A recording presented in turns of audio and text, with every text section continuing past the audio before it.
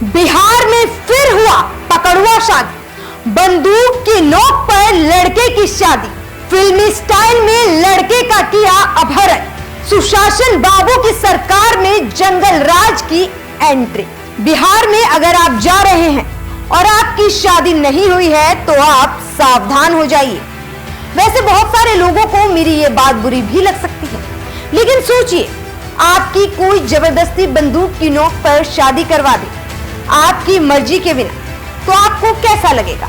बिहार में ऐसी ना जाने कितनी ही शादियां हो चुकी हैं। बिहार से एक और पकड़ुआ शादी का मामला सामने आया है, जिसने फिर से सुशासन बाबू की सरकार पर सवाल खड़े कर दिए हैं। नमस्कार, मैं हूं आपके साथ कामिनी झा और आप देख रहे हैं न्यूज़ 1 इंडिया। बिहार के हाजीपुर में पकड़ुआ विवाह का एक मामला सामने आया है। इस मामले में शादी की नीयत से पहले लड़के का अपहरण किया जाता है, फिर उसकी सहमति के बिना उसकी शादी करा दी गई। आरोप है कि अपहरण के दौरान लड़के के साथ मारपीट भी की गई है। हालांकि निश्चित रूप से उस लड़के ने शादी से इनकार किया होगा, जिसके बाद उसे मारा गया होगा। लड़के की कुछ दिनों पहले ही बिहार पब्लिक सर्विस कमीशन यानी बीपीएससी के माध्यम से एक शिक्षक के रूप में बहाली हुई, यानी सरकारी नौकरी लगी। और ये घटना 29 नवंबर की बताई जा रही है। शिक्षक जब स्कूल में पढ़ाने गया, इसी दौरान उसे किडनैप कर लिया गया। किसी फिल्मी अंदाज में 5 से 6 लोग स्कॉर्पियो से स्कूल पहुंचे, फिर गौतम को मारते पीटते हुए अपने साथ ले गए। इसके बाद स्कूल के प्रिंसिपल ने पुलिस और गौतम के परिवार को इसकी खबर दी।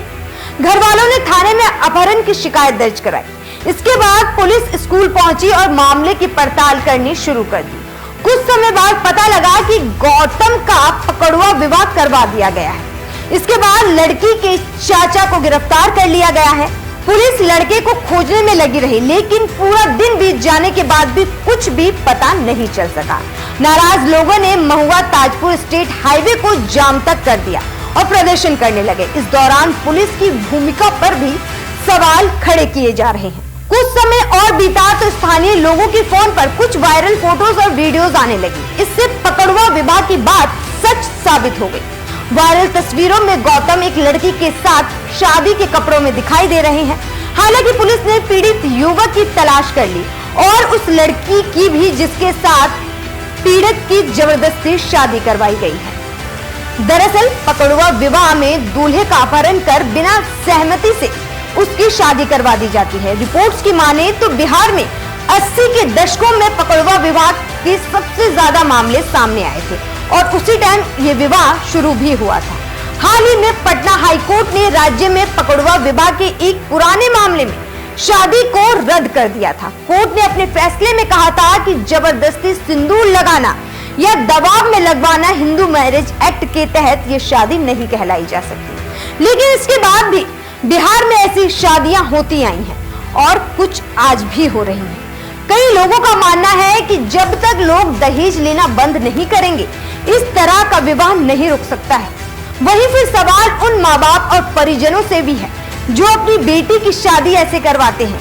क्या ऐसी शादी होने के बाद उनकी बेटी जिस घर में विदा होकर जा रही है, क्या वो वहां पर सुरक्षित और सुखी रहती होगी, या फिर ये लड़कियां इन माँ बाप के लिए इतनी बोझ हो जाती हैं कि इन्हें बस कैसे भी उससे पाला दूर करना होता है, किसी से भी शादी करवा कर अपना पाला झाड़ लेना होता है। उसके बाद वो लड़की जिए या मरे, इन्हें कोई फर्क नहीं पड़ता है।